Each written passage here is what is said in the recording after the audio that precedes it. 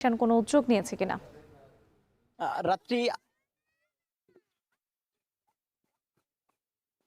রাত্রি যে সমস্ত কেন্দ্র ঝুঁকিপূর্ণ সেই সমস্ত কেন্দ্রের প্রশাসনের পক্ষ থেকে ব্যাপক তৎপরতা চালানো হচ্ছে। আর এদিকে আজকেই নির্বাচনের প্রচার প্রচারণার শেষ দিনেও প্রার্থীরা ব্যাপক প্রচার প্রচারণা চালাচ্ছেন। আর এছাড়া এই প্রচার প্রচারণা উৎসবমুখর পরিবেশে হচ্ছে আমরা লক্ষ্য করেছি। আর এদিকে এই প্রচার প্রচারণার শেষে প্রার্থী এবং ভোটার সবার নজরই চলে যাচ্ছে ভোট কেন্দ্রের দিকে। আমি আছি টাঙ্গাইল সদরের দাইন্যা ইউনিয়নের বাইমেল সরকারি প্রাথমিক বিদ্যালয় কেন্দ্র। এটি এই ইউনিয়নের গুরুত্বপূর্ণ অন্যতম একটি কেন্দ্র। এখানে প্রায় ২,০০০-এর মতো ভোটার রয়েছে, নারী এবং পুরুষ। এখানে যারা সাধারণ ভোটার রয়েছে তারা বলছেন যে অবাধ, সুষ্ঠু এবং নিরপেক্ষ নির্বাচন তারা নিশ্চিত করার জন্য প্রশাসনের পক্ষ থেকে তারা দাবি জানিয়েছেন। আর এদিকে নির্বাচন কমিশনের পক্ষ থেকে বলা হয়েছে যে টাঙ্গাইলের বেশিরভাগ কেন্দ্রে ১১ তারিখ সকাল থেকে নির্বাচনী সরঞ্জামগুলো কেন্দ্রে কেন্দ্রে পাঠানো হবে। এছাড়াও আনসার, পুলিশ সহ আইন শৃঙ্খলা রক্ষাকারীর বাহিনীর সদস্যদেরও পাঠানো হবে। আর এছাড়া